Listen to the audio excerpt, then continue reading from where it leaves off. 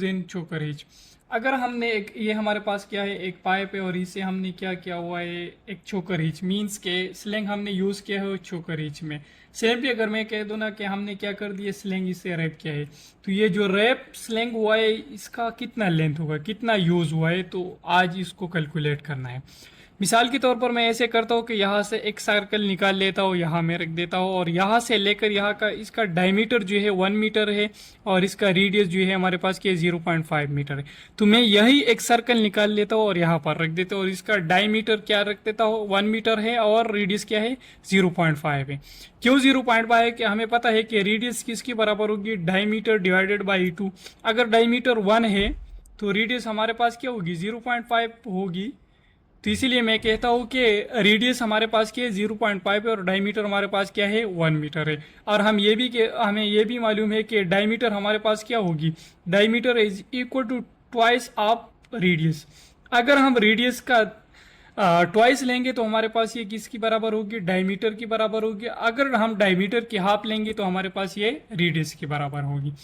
यही एक सर्कल मैंने ले लिया। अगर इस सर्कल को मैं क्या क्या कर दूं, यहां से लेकर यहां तक है कितना डिस्टेंस है, मतलब कितना स्लैंग यूज हुआ है। अगर मैं यहां से ये क्या कर दो, काट दो, और इसको क्या कर दो, इसी तरह प्लेट कर दो, तो हमारे पास ऐसे आएगी ना।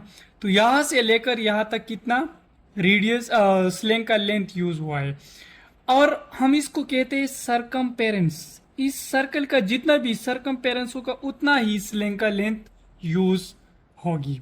ठीक है, तो हमारे पास सरकमपेरेंस मालूम करना है, क्योंकि हमें ये जो रेडियस है ना, इसको हम क्या बोलते हैं, सरकमपेरेंस बोलते हैं। तो सरकमपेरेंस हमारे पास बराबर होगी pi multiplied by diameter are.